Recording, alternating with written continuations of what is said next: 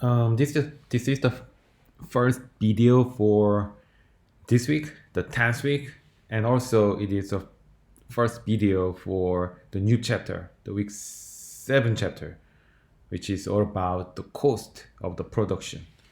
So it is highly related to the previous chapter, the production theory, and combining those two chapters, we will conclude the optimal level of production decided by the supply side, the producer, or the producing economic agent thing. So, and this is another big part of the market economy. So, firstly, we studied about the consumer choice theory, which is the demand side of the economy. And now we are studying about the supply side of economy, in which the producer has the main role to decide the level of production. So combining the supply side and the demand side, then we can get the complete version of the market. So after finishing this chapter, then we go to the totally the new field of study of microeconomics, which is the types of the market. Okay, so now we are living in the perfect competitive market economy, which means that there are numerous number of buyers and the sellers, so they cannot determine the market equilibrium price level. So it is a kind of the ideal type of market, but ideal means it doesn't exist in our real world usually. So we personally study about that types of market, and after that we lose a little bit of assumptions of that the perfect competitive market. So we can go to the monopoly, the oligopoly, or the monopolistic competition. So I think after finishing those all four types of market, then I think it's up to the end of the semester. Maybe because this is the 10th week, and maybe we have to stick with this chapter until the end of the next week, the 11th week. Then we're gonna have 12, 13, and 14, and maybe 3 or 4 more weeks before our the final exam. So I think we are just short of a kind of time to finish maybe the more chapters of the microeconomic theory. But I think I believe that's enough to advance to your upper level of economics related courses in our department. For instance, you could just study about international trade theory or international finance theory just after finishing these stuffs of microeconomic theory, and maybe if you are interested in some macroeconomic theory, for sure. So don't worry about too much the proceedings or the speed of the lecture. I think it could be a little bit slow to some of you guys, but I think that's more important to stick with the more important chapters of the intermediate level of microeconomics rather than go fast to the later chapters of the textbook, which is relatively less important to understand the international trade theory or the higher level of microeconomic related courses in our department. Okay, so the basic idea of this chapter is pretty simple. We already talked about it a little bit briefly. In the point of view of the producer, it is really important to produce any good or services efficiently. The efficiency in economics means the cost minimizing, and we can call it the duality problem. Can I write down here? Sorry, I don't have any pencil, electronic pencil here. So, and also I don't have any mouse. So I'm just writing down this one with my trackpad of my MacBook. So the duality, this is A and this is U. I'm not a good writer, and also I'm getting the worst writer with my trackpad. Anyway, so duality concept tells you that the maximizing your profit is equivalent to minimizing cost of your production process. So that's the reason why we study about the cost, because we want to study about the cost minimizing process, and in order to understand correctly, we study about some definitions and some important basic fundamentals for the producing cost things. And after that, then we can study about the cost minimizing. Then at the end of the mini chapter or mini chapter of the production part, we can make these duality things happen by combining profit maximizing things with the cost minimizing things. Then we can get the most efficient point of production in the point of view of the producer. Okay, so that's kind of a brief map of this mini part of the microeconomic theory. Okay, so simply saying, the microeconomic theory, intermediate level of microeconomic theory, consists of basically the three parts. The first one is consumer choice, and the second one is production choice or production theory, and the third part, the types of market. And if you understand those three things all together, then you can have the better insight on the microeconomic theory, the modern microeconomic theory of the neoclassical version. Okay.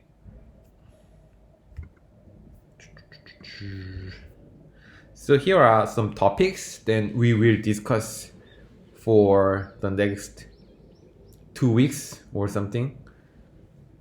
So we can personally study about the nature of cost, and after that we can differentiate the characteristics of the short-term cost with the long-run cost, because in economics world, the meaning of short and long are pretty much different. So we can make sure that in microeconomic terms, how short and long could be differentiated from each other.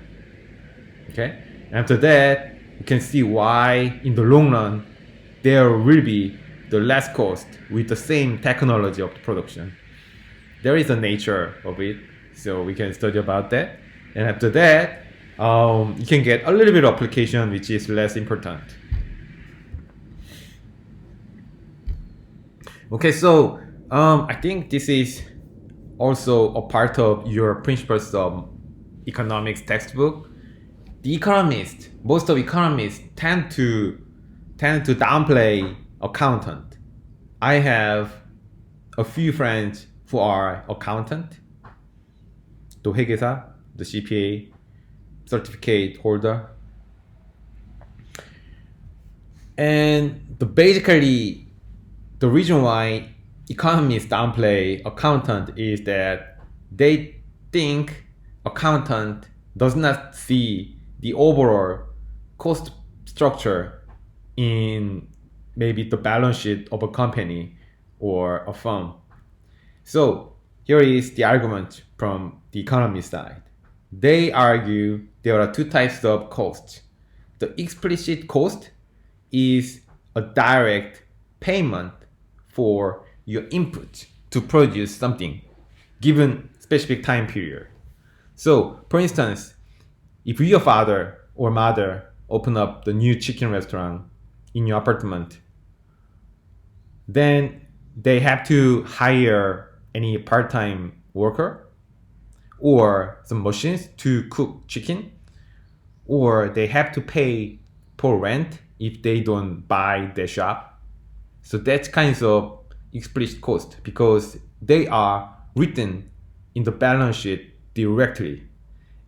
The accountant also consider about that explicit cost because that's the job of accountant, to calculate the explicit cost and find the most efficient way to reduce the cost or find out any fraud or possible fraud done by the CEO or any other bad guy. So that's your job of accountant.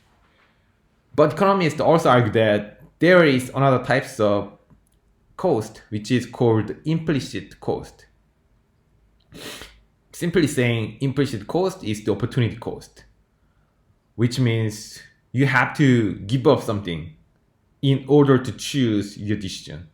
For instance, the chicken shop, your mother or father maybe give up something to open up the chicken restaurant. For instance, a time to be with you or your brother or sisters. Having together in family community is really valuable thing, and we cannot even judge the value in terms of won or dollar.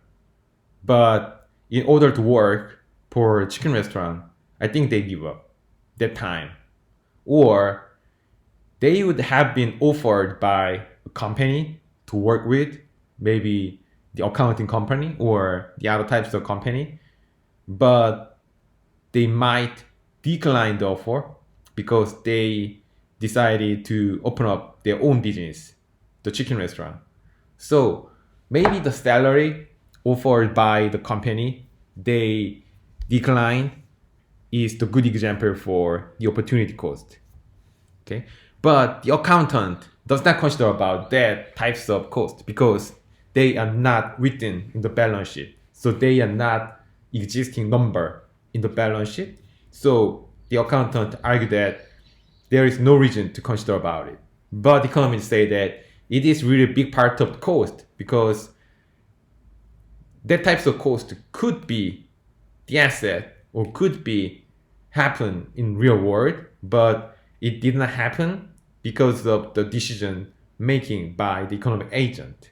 So the economists believe that this type of cost, the implicit cost, is worth to be considered in any means.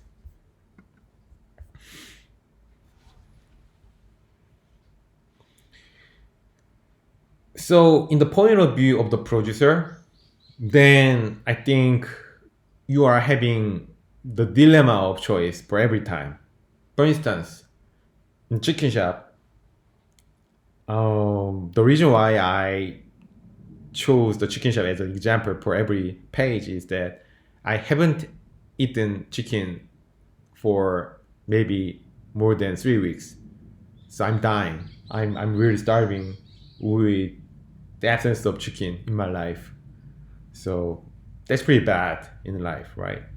But anyway, if you operate the chicken shop, then you have to choose whether to hire the more workers or to launch the more machines with working by yourself. So this is the choice between the inputs, hiring more labor or launching more capital things. Okay, so you have to decide between the labor and capital. If you go for the labor part, then some amount of capital you haven't chose is your best alternative, which you give up. So it is a part of your opportunity cost. So the important lesson is we have to consider about the opportunity cost whenever to decide the level of production as the producer or as the supply side economic agent. And that's the main difference between the economics and the business study. I don't think the finance or accounting department value much about the opportunity cost as the economics department or us, the small group in the trade department. I don't know because I'm not a business guy, and when I was undergraduate student, I haven't taken many business class. I don't know why. I sometimes regret about it, but at the time, I didn't like taking business classes because I thought it is not much worse. I think I was wrong at the time, but during that time, I just studied about economics because economics was the funnier and the more interesting, and it is more challenging definitely as you guys right now. It was very challenging to me, so I didn't get the good grade when I was the um, freshman or the sophomore. So I struggled a lot in many parts of economics, like microeconomics or the macroeconomics as well. I think I got B grade from my intermediate microeconomics. Actually, I didn't understand anything in that course. I just memorized everything and wrote down everything I memorized. But the professor was pretty generous to us, so she gave us, she gave me just B grade, which it was enough to me because I didn't have to retake the course with the B grade. But now I reflect myself on that time, I was just ignorant about the microeconomic theory part. Anyway, so taking business might be my opportunity cost to be a economics professor, maybe, because I didn't take that business crashes as my input in my own investment for my own the development. So I was really economics biased person. I became the person like that, and I'm still ignorant about some business crashes like accounting. I hate accounting class and some marketing. I still don't understand why marketing is a part of the business department. It is no secret within us because some professors from business department will hate me too much. But anyway, so I'm not a business guy, so that's kind of result of my investment on myself. I didn't take the business classes and I took the more economics classes for my development. So I finally became the economics professor, teaching economics things. So that's the result of the production in my side. Anyway, so the just an easy warming up for understanding opportunity cost. So you have two choices. The first one, we assume that you are working for some financial institutions like investment bank or something.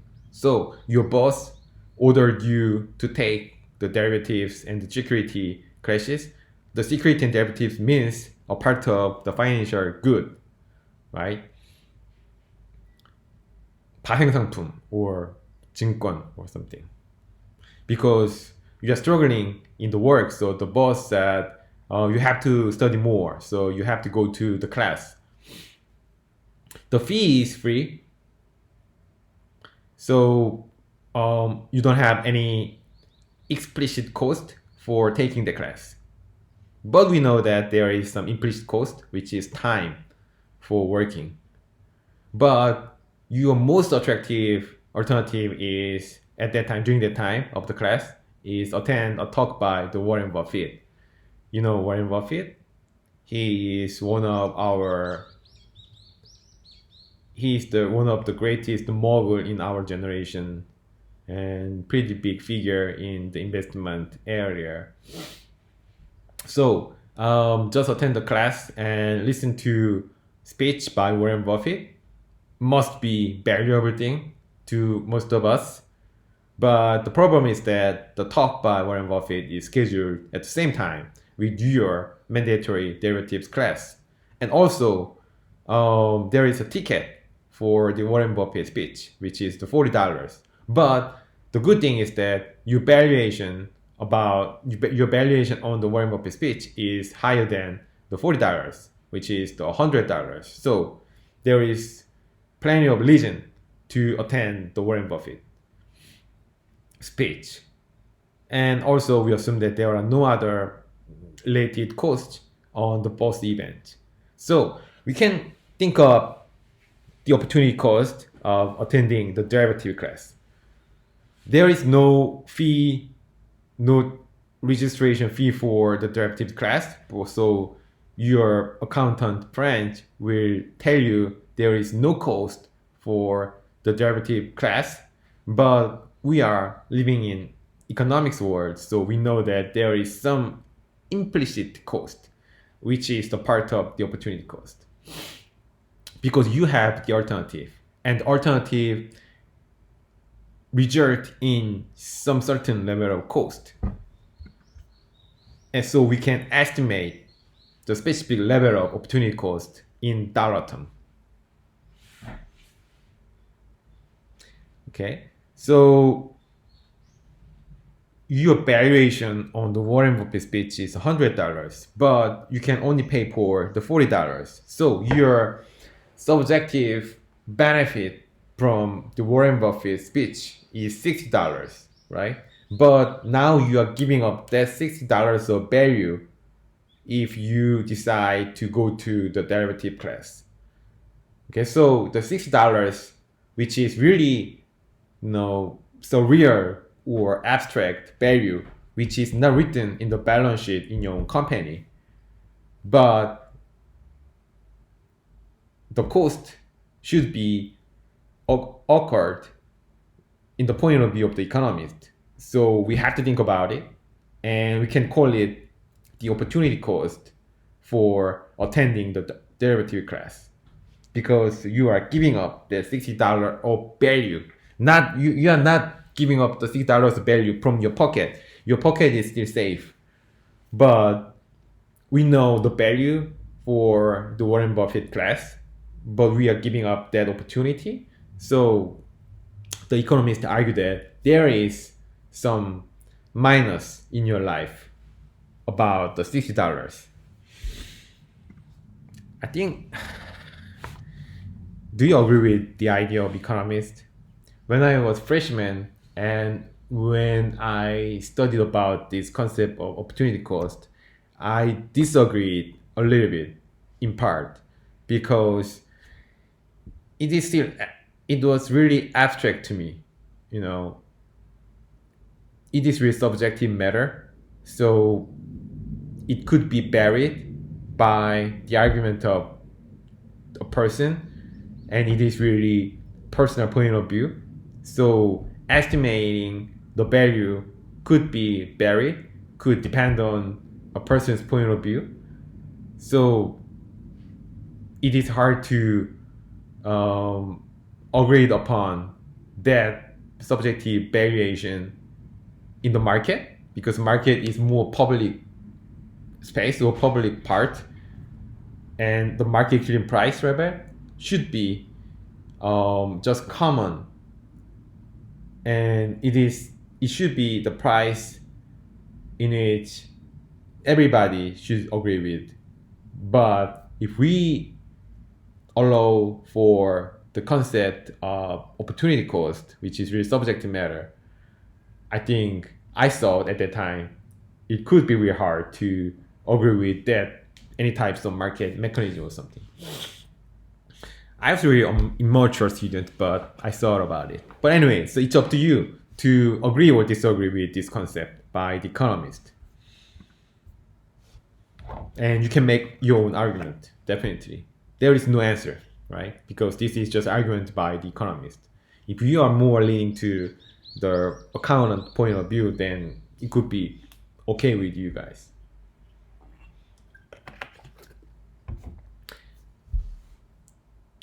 The durable good. Economists also differentiate durable good with not durable good or undurable good. Durable good means you can use that good just for a fixed term of years, which means that that good will be depreciated. Depreciation is considered by the accountant as well. In Korean, in terms of Korean, it is 감가상각. So it is really important characteristic of the durable good. So there are two important issues on the durable good. The first one is how to allocate the initial purchase cost over time. And the second one is that what to do if the value of the capital changes over time. Okay, so the initial investment in the production of durable good is the first issue when you think about the production of durable good, and also over time how the value of the input, one of the input changes, then how to value the durable good as a final production is the second pretty much important concern of the economist. So the reason why this page is here for you guys is that it is pretty much important when you go for the international trade theory part in your third year. Then you're going to take the international trade. Then the trade is just application of the intermediate microeconomic theory. And if you decide, if you are exporter, then you can decide to export durable good or undurable good. Undurable good means maybe services, financial services, or just physical labor services or something, which is not depreciated much because the money lives forever. So if we are exporting any good or services, then the characteristic of this durable good is pretty much sensitive to your decision making. So you will study about that types of consideration in the third year of international trade theory. So just keep in your mind. The next concept in the cost part is the sunk cost. 네. 아이고. Okay, keep continue talking about something. The professor working the next door of my office just visited for no reason. Sometimes it happens. The world of professors is pretty much interesting to me because I have been professor just for a little bit more than 2 years, so I'm pretty newbie to this world of professors, and I think they are just a normal person. They are making network. They make some friendships in the community, and they are sometimes angry at others.